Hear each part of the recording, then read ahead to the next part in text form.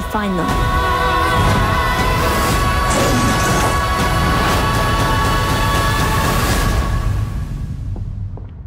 That little dude's got hope coming out of every pore. But I won't cry for yesterday. Sweet Tooth. Hey, Sweet Tooth, big man. Good morning. very good to meet you. Guys, I love this show. What an amazing series. It's just fantastic. I really appreciate you both talking to me this morning because I'm really excited about this show. Thank you very much. Thank you. Well, Christian, you know, the Sweet Tooth is about hybrid humans, and you play a deer hybrid human, and it's based on the DC comic book. Did you read the series before you started the show? Yeah, as soon as I figured out that I was going to be betraying the role of Gus in Sweet Tooth, I immediately got all the comic books and read them over and over and over again, and I was so entertained by it. And I also really studied Gus, and I really felt like that helped me bring out the best and portrayed him as best I could. And Nonso, how quickly did you and Christian bond? Because this is a road trip to find Sweet Tooth's mother, so you spent a lot of screen time together. So Yeah, that's just surprisingly though, because that seems to be the thing that a lot of people are commenting on is the actual relationship, the chemistry on screen with Gus and Jeopard.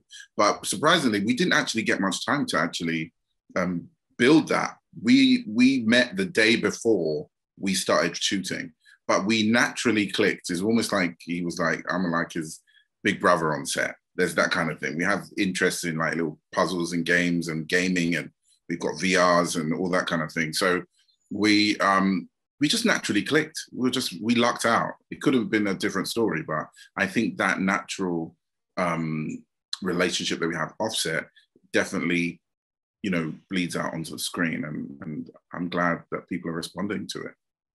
And Christian, was it a combination of makeup and special effects for your antlers and your ears, or tell me about how that was achieved?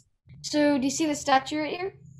Yes. That is a mold of me. So what mold is basically when they layer lots of paste and glue all over your head, and then they take that off and they can use it to make an outline of your head. So, for example, they used it to make a cap for me.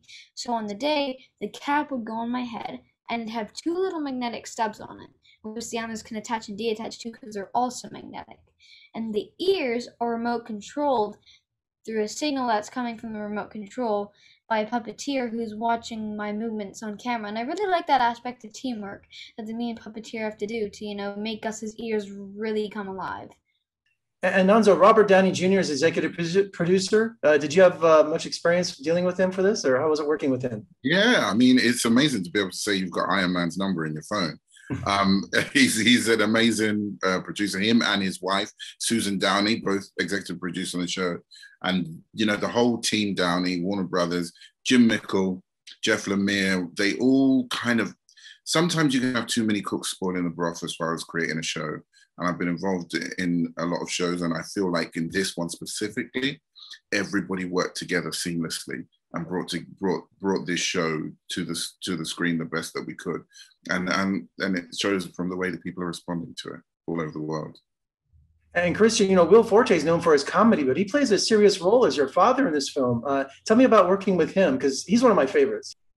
You know, working with Will Forte was such an amazing and hysterical experience because we were always laughing. He was always cracking jokes, and I was laughing so hard. And the first day I met him, I knew that it'd be great because we were laughing immediately, and we had this instant connection and bond, which I really loved, and I really felt like that helped us have chemistry in our scenes. And Nonso, your character of Tommy Jeopard, I'm about 4 episodes in, and you're slowly starting to melt and you're bonding with Sweet Tooth, you know, but man, your character is a tough nut to crack. I mean, he's not letting up anywhere in this series yet, because I'm already in love with you both, right? But your character is just stoic. Yeah. I think, well, this world that one thing about playing this character, I realized is that I'm going to have to not fall in love with this Sweet Tooth so easily, because as the audience does, I've lived in this world, my characters lived in this world for the past 10 years.